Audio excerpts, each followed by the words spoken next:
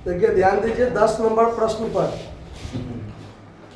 सवाल में सिर्फ कहता है वसूली खाता तैयार करना, ठीक है। लेकिन अभी हम लोग पढ़ रहे हैं, परीक्षा में जितना ही कहेगा बनाने उतना ही हम लोग बनाएंगे।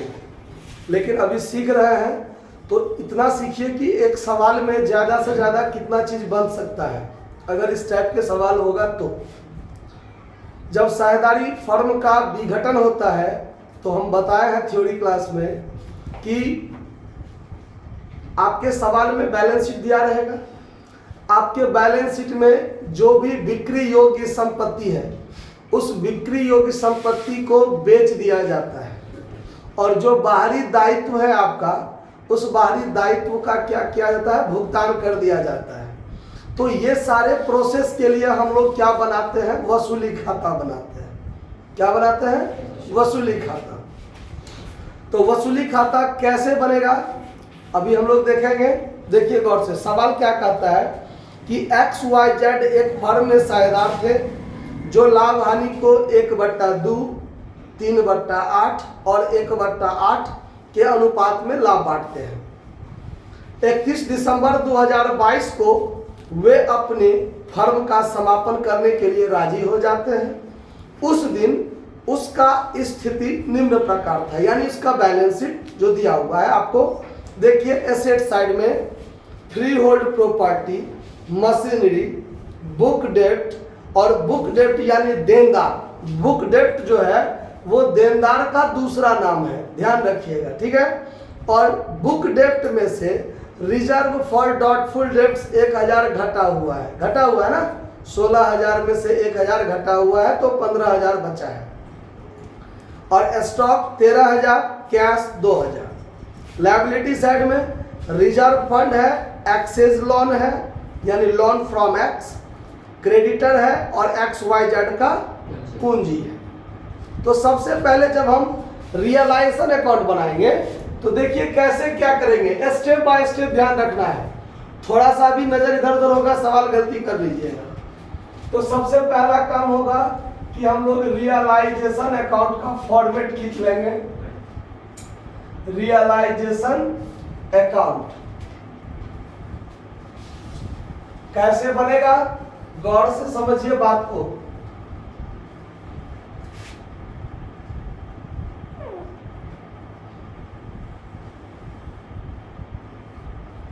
ये डेबिट साइड हो गया, क्रेडिट साइड हो गया, ठीक है। पार्टिकुलर अमाउंट आप लोग मेंशन कर लीजिएगा। सबसे पहला काम देखिए, ये अगर मान लीजिए आपके सामने यह बैलेंस शीट हो तो ये एसेट्स होगा आपका इधर, और इधर आपका लायबिलिटी होता है ना। अब इसमें ध्यान दीजिए, आपके बैलेंस शीट में जो भी संपत्ति है उस संपत्ति में से कैश, बैंक और PL अकाउंट, ये 3 चीज यदि आपको मिले तो आप उसको छोड़ दीजिएगा। बाकी जो भी बिक्री योग्य संपत्ति है, बात पर ध्यान दीजिए, एसेट्स साइड में जितना भी है सब संपत्ति है, उसमें से जो बिक्री योग्य संपत्ति है यानी हम जिसको बेच सकते हैं, बेच के रुपया वसूल कर सकते हैं, वैसे सभी संपत्ति को हम लोग डेबिट साइड में टू सन्ड्री एसेट्स करके लिखेंगे। टू सन्ड्री एसेट्स करके लिखेंगे, ठीक है। कोई दिक्कत इस बात को समझने में। अब चलिए, जो सब संपत्ति है क्या सब है देखिए। एक है free hold property 18,000, free hold property 18,000 का, ठीक है। देखिए उसके बाद आपको मशीनरी है 12,000, तो यहाँ पर मशीनरी लिख दीजिए 12,000, मशीनरी 12,000, ठीक है। मशीनरी के बाद उसके बाद आपको दिया हुआ है बुक डेप्ट। तो देखिए पुस्तकीय यानी बुक डेप्ट जो है पुस्तकीय ऋण 16,000 में से 1,000 घटा के 15,000 है। तो इसका काम हम लोग 2 तरीका से कर सकते हैं। यहाँ पर बुक डेप्ट 16,000 लिख के हम लोग काम करेंगे। हमेशा ध्यान रखिएगा, अगर हम यहाँ पर 15,000 लिख के काम करें तो भी हमारा सवाल सही होगा। तब हम क्या करेंगे, ये जो बैड डेब्ट्स रिजर्व है ना, उस पर हम लोग ध्यान नहीं देंगे, उसको किताब में ही छोड़ देंगे, इग्नोर कर देंगे इस बात को। लेकिन हमको ये ध्यान रखना है कि हमको 15,000 पर नहीं, हमको 16,000 पर काम करना है। समझ में आ रहा बात? यहाँ 16,000 पर जब हम काम करेंगे तो हमारा जो बैड डेब्ट्स रिजर्व है उसको क्रेडिट साइड में बैड डेब्ट्स रिजर्व यहाँ पर 1,000 लिख के हम लोग छोड़ देंगे, लिख कर छोड़ देंगे। इस बात को ध्यान रखना है। अगर हम यहाँ 15,000 लिखे तो इस 1,000 पर ध्यान नहीं देंगे। तो अगर हम इस टाइप से बनाते हैं, 15,000 पर देके सवाल बनाते हैं, तो हमको आने वाले समय में कभी कभी शंका का समस्या का मतलब शंका आ जाएगा दिमाग में कि क्या करें ना करें, कैसे करें। ठीक है, क्योंकि वसूली का टाइप जो होता है वो अलग अलग टाइप से वसूली दिया रहता है। अगर स्पष्ट कह देगा कि इतना रुपया वसूल हुआ तो कोई फर्क नहीं पड़ेगा, लेकिन अगर प्रतिशत में वसूली दे देगा कि देनदार से इतना प्रतिशत वसूल हुआ तो वहां पर आप कंफ्यूज कर जाइएगा। इसीलिए हम लोग जितना देनदार है टोटल, वो टोटल देनदार लिखेंगे यहाँ। और अगर हमारा प्रोविजन फॉर बैड डेब्ट्स या डॉटफुल डेब्ट्स के लिए प्रावधान, उसको क्रेडिट में डालकर क्या करेंगे, छोड़ देंगे। समझ में आ रहा बात? उसके बाद चलिए, उसके बाद स्टॉक है 13,000, स्टॉक है 13,000, पूरा को जोड़ दीजिए। 18 12 हो गया 30, 10 40, 10 50 और 9 59, यानी टोटल जोड़ के कितना हो गया, 59,000। एसेट्स आप देखिए, एसेट साइड में आपका कैश था, उसको हम लोग क्या कर दिए, छोड़ दिए। ठीक है, आगे बढ़िए। क्यों छोड़ते हैं? क्योंकि हम लोग सबसे अंत में कैश अकाउंट बनाते हैं, तो जब कैश अकाउंट बनाएंगे उसमें इसको हम लोग टू बैलेंस बीडी करके लिखेंगे।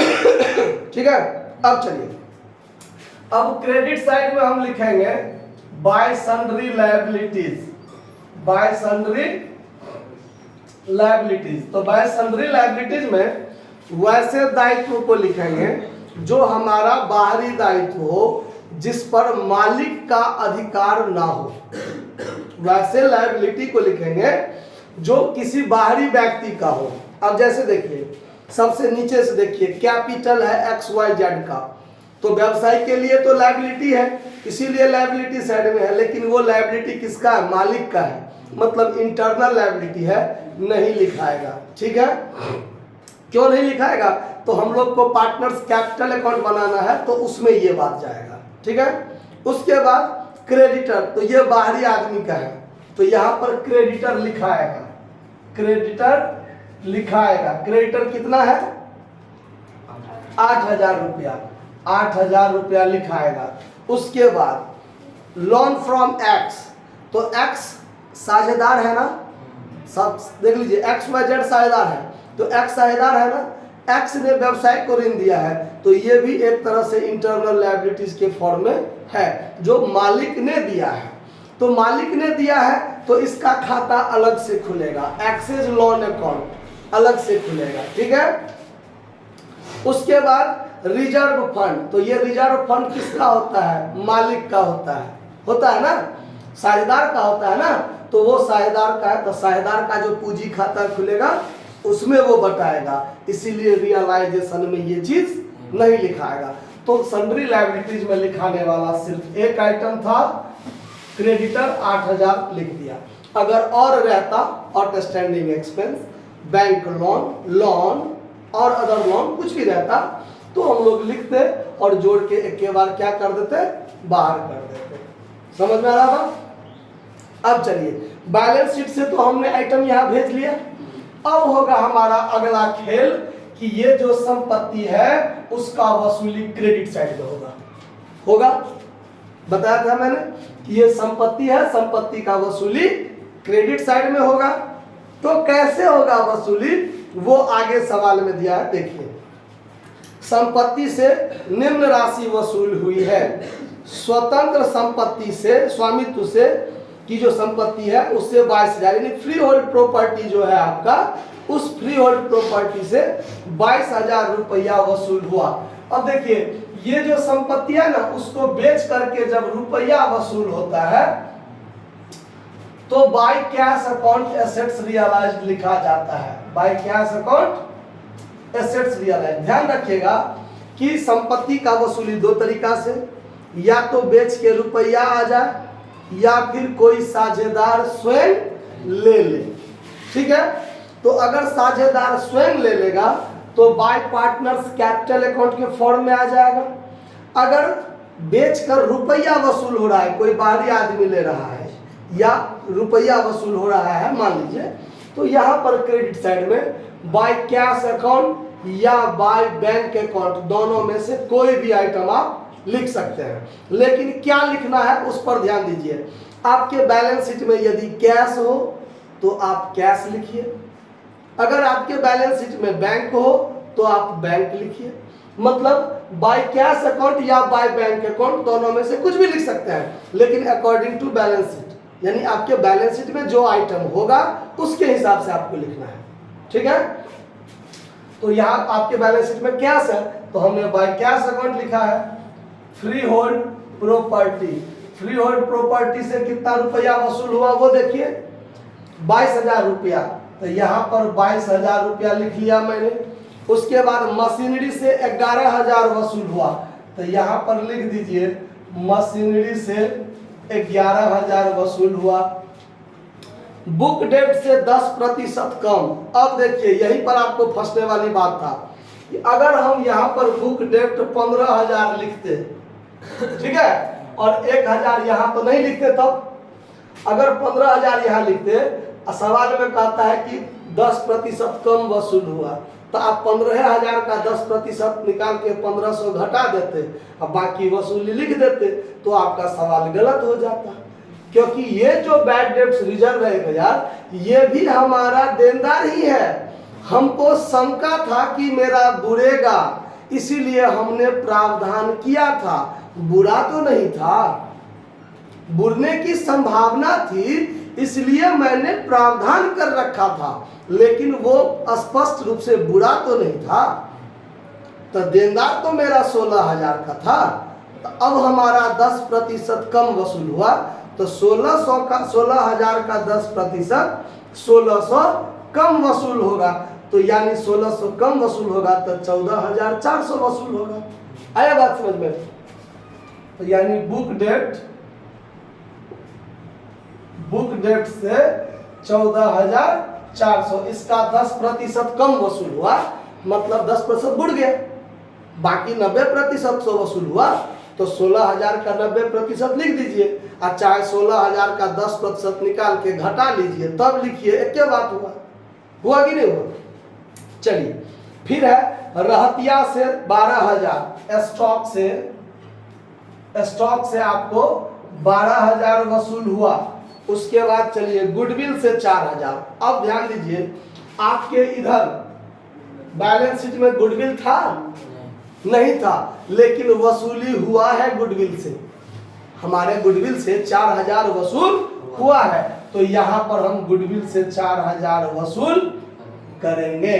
लेकिन एक बात ध्यान रखिएगा, गुडविल जो है वो अमूर्त संपत्ति है, अदृश्य संपत्ति है।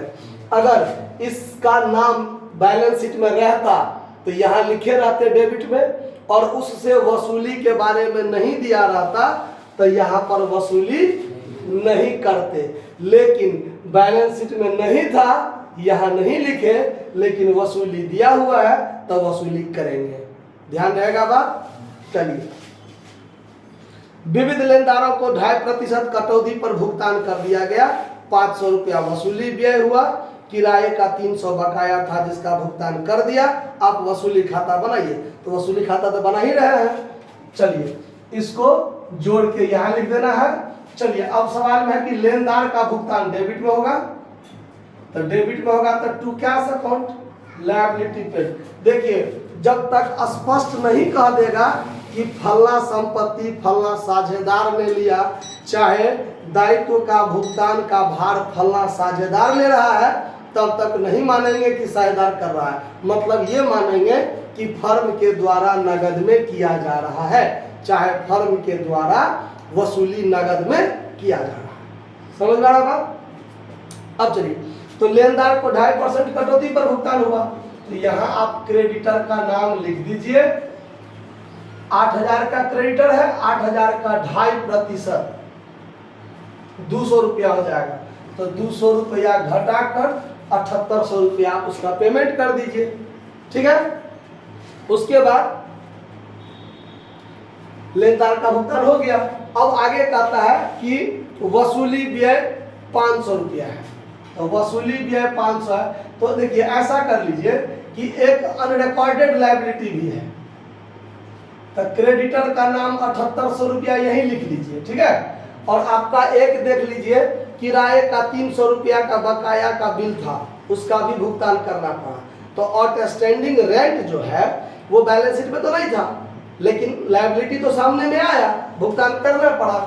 तो यहाँ पर लिख दीजिए आउटस्टैंडिंग रेंट कितना रुपया था, 300। तो एक के बार 8,100 लिख दीजिए, हो गया ना। 500 रुपया वसूली व्यय है, तो टू कैश अकाउंट कॉस्ट में एक्सपेंस लिख दीजिए। ठीक है, कितना रुपया, 500 रुपया। हो गया, बात खत्म, सारा काम खत्म। अब यहाँ पर क्या कर दीजिए, फाइनल काम जोड़ घटाओ। तो देखिए क्या होगा सो,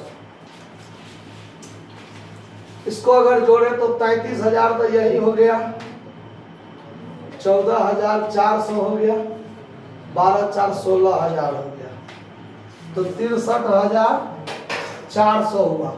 देखिए इस साइड का ज्यादा लग रहा है, ज्यादा लग रहा है ना, तो 63,800 में प्लस कर दीजिए 8 9,000, तो ये हो गया 72,400। यहाँ भी लिख दीजिए 72,400, और इसमें से घटा दीजिए 59,000, अब फिर घटा दीजिए 8,600, 8,600, तो बच गया यहाँ पर 4,800, जो हमारा क्या हो गया, प्रॉफिट हो गया। तो ये प्रॉफिट कौन लेगा, सभी साझेदार मिलके। To all partners capital account profit, साझेदार है XYZ। अब ये XYZ कैसे बांटेगा, तो 1/2, 3/8, 1/8। तो अगर इसका अनुपात हम सही करें तो 1/2, 3/8, 1/8, यही है ना, तो लघुत्तम तो 8 हो जाएगा। तो यहाँ पर 4, तो 4:3:1, यानी 4:3:1 में क्या करेगा, बांटेगा। तो इसका आधा हिस्सा 2400 तो यही हो जाएगा है, और ये हो जाएगा 1800, और ये हो जाएगा 600। ठीक है, क्योंकि अगर मान लीजिए इसी से भी आप काटिएगा तो 8 से इसमें भाग दीजिएगा तो क्या हो जाएगा, 600। तो 6 चौक 24, 6 3 18, 6 1 600। क्लियर है बात। अब चलिए, अब सवाल के हिसाब से, सवाल में कहता है सिर्फ वसूली खाता बनाना, वो बन गया, सवाल खत्म। लेकिन हम लोगों को पूरा चीज सीखना है कि एक सवाल में मैक्सिमम कितना चीज हो सकता है, अगर ऐसा सवाल रहा तो, क्योंकि कहेगा आवश्यक खाता खोलिए, तो सब बनाना है। तो वसूली खाता के बाद खुलेगा पार्टनर्स लोन अकाउंट, यानी एक्सचेंज लोन अकाउंट, जो आपके सवाल में दिया हुआ है। देखिए एक्सचेंज लोन अकाउंट कैसे खुलेगा, तो लोन का खाता क्रेडिट से खुलता है, कर्जा का खाता क्रेडिट से खुलता है।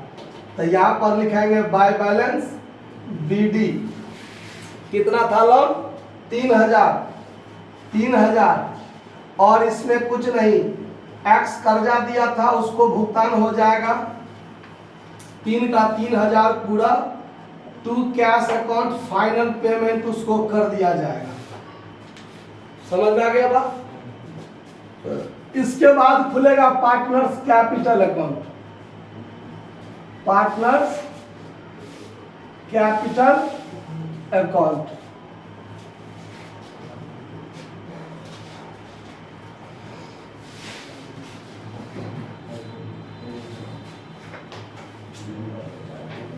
XYZ